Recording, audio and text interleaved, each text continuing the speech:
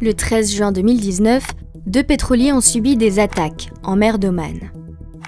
Sur les 2 navires, l'un norvégien, l'autre japonais, les explosions n'ont fait aucun blessé. Pourtant, depuis ces attaques, c'est la panique dans la communauté internationale. We have an international situation there in the Middle East. Seguo inoltre con preoccupazione la crescersi delle tensioni nel Golfo Persico. I note with deep concern this morning's security incidents in the Strait of Hormuz. Du pape aux représentants des Nations Unies, tous ont peur d'une chose, que cet incident au beau milieu du détroit d'Ormuz mène à une déclaration de guerre entre l'Iran et les États-Unis. Mais pourquoi juge-t-on qu'une telle escalade est aujourd'hui possible? Et pourquoi les tensions se cristallisent-elles dans ce détroit en particulier?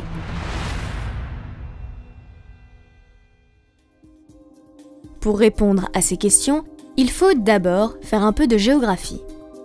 Le détroit d'Ormuz, donc, c'est ici, entre l'Iran à l'est et une partie de l'État d'Oman à l'ouest. Il s'agit d'un couloir maritime très étroit. Seulement 40 km séparent ces 2 pays.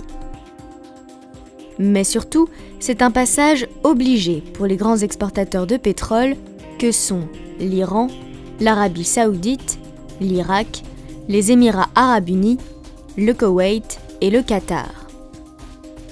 C'est donc par ce tout petit détroit que passe un tiers du trafic pétrolier maritime, ainsi qu'un cinquième du commerce global de gaz naturel liquéfié. Cette configuration particulière fait du détroit d'Ormuz un point éminemment stratégique, ce qui explique les nombreuses bases militaires installées dans la région ainsi que les tensions dont elle fait régulièrement l'objet. Entre 1984 et 1987, par exemple, pendant la guerre opposant l'Iran à l'Irak, quelques 240 pétroliers y ont été attaqués et 55 ont été coulés.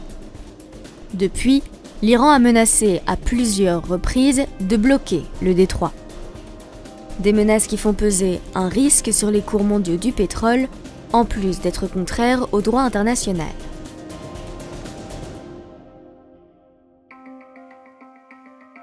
Alors, aujourd'hui, le détroit d'Ormuz est à nouveau au cœur de vives tensions.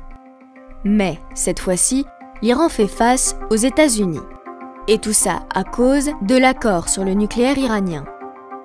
Signé en 2015, cet accord vise à limiter le développement d'armes nucléaires en Iran. En échange, les États-Unis et leurs alliés européens doivent lever les sanctions économiques. Et le moins que l'on puisse dire, c'est que Donald Trump n'aime pas du tout cet accord. Pour en savoir plus sur ce texte et ce que Donald Trump lui reproche, vous pouvez visionner une autre de nos vidéos que vous trouverez juste ici ou bien en description. En mai 2018, Donald Trump décide donc d'en sortir et instaure à nouveau des sanctions économiques. Le but, forcer l'Iran à renégocier un accord qu'il jugerait plus favorable aux États-Unis. Et c'est dans ce contexte que les États-Unis ont accusé l'Iran d'être responsable des attaques de pétroliers du 13 juin 2019. Images à l'appui.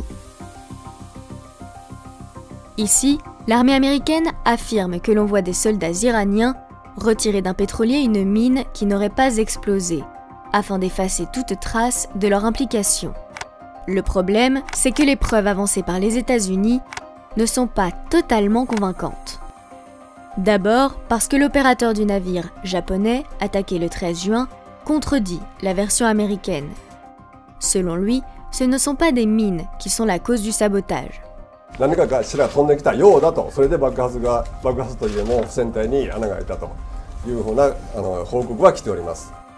Ensuite, parce que ce ne serait pas la première fois que les États-Unis mentent pour orienter leurs alliés.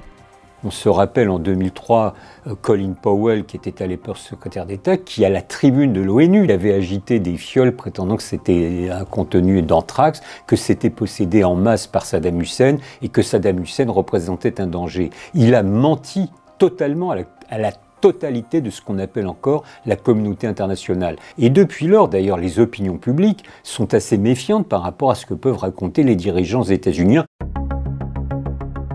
Avec ces accusations, le but des États-Unis est clair, inciter leurs alliés européens à tourner, eux aussi, le dos à l'Iran. Privé d'échanges économiques, le pays n'aurait alors d'autre choix que d'accepter de renégocier un accord sur le nucléaire. En attendant, l'Iran nie en bloc et menace à nouveau de fermer le détroit d'Ormuz. Il a même abattu le 20 juin un drone américain qui l'accuse d'avoir violé son espace aérien. Il y a un bras de fer diplomatique, c'est somme toute assez classique, au niveau politique, au niveau économique et au niveau militaire. Toutes les forces sont disposées pour s'affronter à un moment donné. Une petite allumette peut mettre le feu aux poudres. Alors ça ne signifie pas qu'automatiquement guerre il y aura, mais c'est une probabilité qu'on ne peut pas qu'on ne peut pas balayer d'un revers de main. De son côté, l'ONU a demandé une enquête indépendante afin de déterminer qui a attaqué les pétroliers le 13 juin, avec pour objectif d'éviter l'escalade. What we would not like to see is a military escalation in the region. We think that would be extremely dangerous, definitely not positive, neither for anyone in the region, nor for Europe, neither for the rest of the world.